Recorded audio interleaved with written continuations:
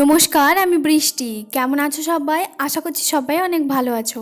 আর আজকে কিন্তু ঘুম থেকে উঠেছি অনেকটা আগে, যেহেতু আজকে হচ্ছে তোমার মঙ্গলবার। দেরি করে উঠলেও কোনো অসুবিধে হতো না, তবে মনে হলো যে না, আজকে একটুখানি তাড়াতাড়ি উঠে পড়ি আর সমস্ত কাজ করে ফেলবো ঝট করে। শুভ সকাল বন্ধুরা, সবাই কেমন আছো? আশা করছি সবাই অনেক ভালো আছো, সুস্থ আছো। সবার সুস্থতা কামনা করে আজকে আবারও একটা নতুন ব্লগে সকলকে জানাই অনেক স্বাগত। এখন বাজে 9টা 46 আর আজকের ব্লগটা এখন থেকে শুরু করছি। যা যা কাজগুলো ছিল সেগুলো কিন্তু সব কিছু করে চান টান করেই মাত্র হচ্ছে এলাম। আর ও এদিকে কয়েকটা জামা কাপড় ছিল সেগুলো কাছাকাছি করছে। সকালবেলা যে কয়েকটা ছিল সেগুলো আমি কেচে দিয়েছি। তাহলে চলো আজকের ভিডিওটা দেখতে থাকো। আশা করছি আজকের এই ভিডিওটা তোমাদের ভালো লাগবে।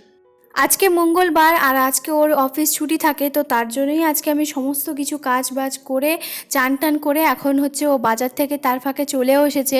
আজকে ও আমার আগে কিন্তু ঘুম থেকে উঠে একটুখানি খেলতে গেছিলো, খেলে এসে এই যে এখন চিকেনটা নিয়ে এসছে। মঙ্গলবার মানেই ছুটির দিন, আর ছুটির দিন মানেই হচ্ছে একটুখানি জমিয়ে খাওয়া দাওয়া, তাই না?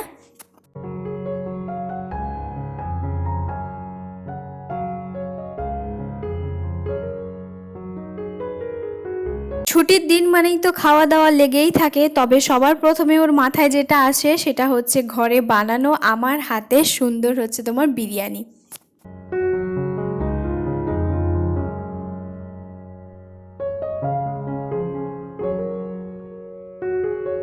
ওইদিকে চিকেনটা খুব সাধারণভাবেই হচ্ছে তোমার ম্যারিনেট করে রেখে দিলাম নুন হলুদ আর লঙ্কার গুঁড়ো আর হচ্ছে তোমার সর্ষের তেল দিয়ে।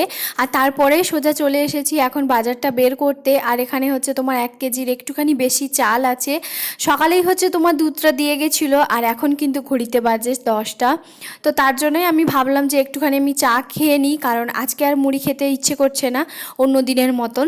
তো তার জন্য, আর তার ফাঁকে কিন্তু ওকে আমি একটুখানি বাজারে আবারও একটুখানি পাঠিয়েছি। বাজার বলতে পারো আমাদের সামনে এই মার্কেটে। তো বিরিয়ানি হবে, আর বিরিয়ানির মশলাটাই যদি না নিয়ে আসে তাহলে কি করে বিরিয়ানিটা হবে, তাই না? আর আজকে বললো যে টক দইটা সকাল দুপুরবেলা হচ্ছে তোমার একটুখানি স্যালেড করে দিও, আর রাতের জন্য আমি কিন্তু খেলতে যখন যাব বিকেলবেলা তখন হচ্ছে তোমার টক দই নিয়ে আসবো। তো রাতে বললো রায়তার সঙ্গে টক দইটা খাবে। তো আমি বললাম ঠিক আছে। এদিকে তার ফাঁকে হচ্ছে আমি চাটা করে নিচ্ছি, আর তারপরে হচ্ছে বিস্কুটের কন্টেনারটা হচ্ছে তোমার খালি হয়ে গেছিলো, তাই বিস্কিটের প্যাকেটটা কেটে বিস্কিটটাও ঢেলে নিলাম। তার ফাঁকে কিন্তু ওকে আমি চা মুড়ি এইসব কিন্তু বলেছিলাম খেতে, ও বললো যে না আমি খাবো না, আমি এলে হচ্ছে একটুখানি গাজর শসা পেঁয়াজ এইসব দিয়ে আমাকে একটুখানি চানাচুর মশলা মুড়ি করে দিও। তো তার জন্যই হচ্ছে আমি ওর জন্য করে ওখানে রেখে দিয়েছি, শুধুমাত্র এলে ওকে সঙ্গে সঙ্গে মুড়িটা দিয়ে দেবো। আর ও তার ফাঁকে খেয়ে ও কিন্তু চান টান করে একটুখানি বসবে, যেহেতু আমি সকালবেলা সমস্ত কিছু কাজ করে নিয়েছি।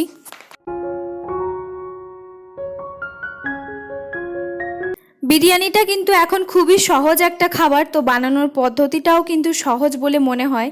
কিন্তু 10 বছর আগেকার যদি কথা বলা হয় তখন বিরিয়ানিটা খেতে ইচ্ছে হলেও তবে তার চলটা কিন্তু অতটাও ছিল না। দেখা যেত কি যে খাবারটা প্রচণ্ড কঠিন বলে মনে হতো, আর ভাবনা তো দূরের কথা। তখন তো কোনো দিনও ভাবিনি যে আমিও কিন্তু এইভাবে ঘরে সহজভাবে রান্নাটা করে ফেলবো।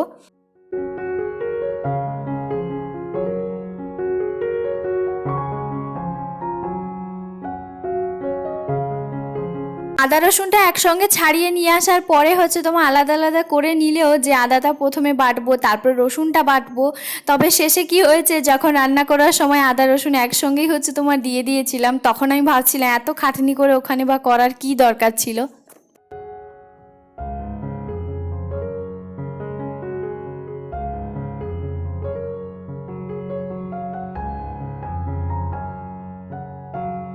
গ্যাসটা জ্বালিয়ে হচ্ছে তোমার কড়াইটা বসিয়ে দিয়েছি, কারণ আলুগুলো ভাজবো। আর কড়াইতে তেল একটুখানি দিইনি, কারণ জলটা একটুখানি ছিল তার জন্য। তার ফাঁকে আমি ভাবলাম যে বাসনপত্রগুলো সকালের যে খাবারে, তো সেগুলো একটুখানি ধুয়ে নিই। ওইদিকে কড়াইটা তেল দিয়ে একটুখানি তেলটা গরম হলে তারপরে এদিকে চলে এসেছি। এখন কিন্তু চালটাকে ভালো করে প্যাকেট থেকে বের করে ধুয়ে নেব।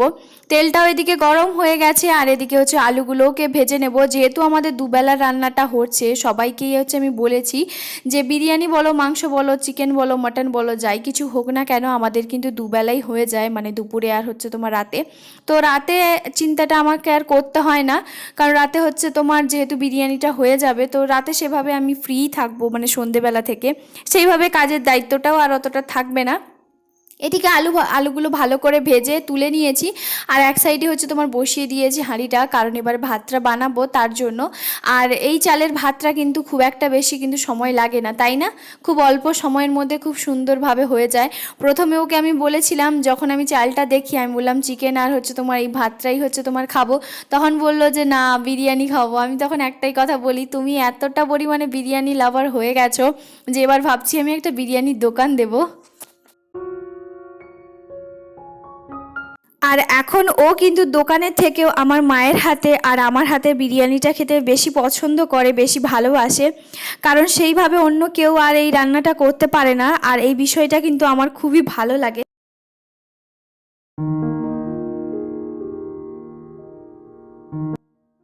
দোকানে যখন বিরিয়ানিটা খাই তখন বিরিয়ানির গায়ে পেঁয়াজ রসুন মশলাটা কিন্তু দেখতে পাই না, বা চিকেনের গায়েও কিন্তু সেভাবে মশলাটা লেগে থাকে না।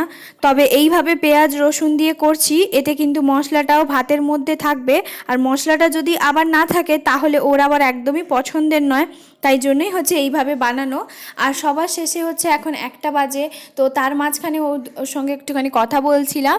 রান্নাবান্না তো আমার 12:30টার মধ্যেই হচ্ছে তোমার কমপ্লিট হয়ে গেছিলো। আর এরপরে হচ্ছে তোমার খেতে বসে পড়েছি দুজন মিলে। আর এই যে শসা পেঁয়াজ টমেটো এইসব দিয়ে স্যালাড আর হচ্ছে তোমার বিরিয়ানি। আজকে মনে হয় রায়তার একটুখানি কমতি ছিল, তবে কি আর করা যাবে, নিয়ে আসেনি যখন। তবে বলেছে যখন রাতে নিয়ে আসবে অবশ্যই নিয়ে আসবে। তাহলে চলো এখন খেয়ে নিই, আবারও কিন্তু দেখা হবে রাত্রিবেলা, কারণ সেভাবে আর বিকেলবেলা থেকে ভিডিওটা শ্যুট করিনি তার জন্য। আর এই যে ও কিন্তু সুন্দর করে ছোট ছোট করে পিস পিস করে ওই বলল যে আমি কেটে দেবো। এই ধৈর্যশীল কাজটা কিন্তু ওই ভালো পারে, আর ওই বলেছিল যে আমি হচ্ছে করব, তোমাকে করতে হবে না।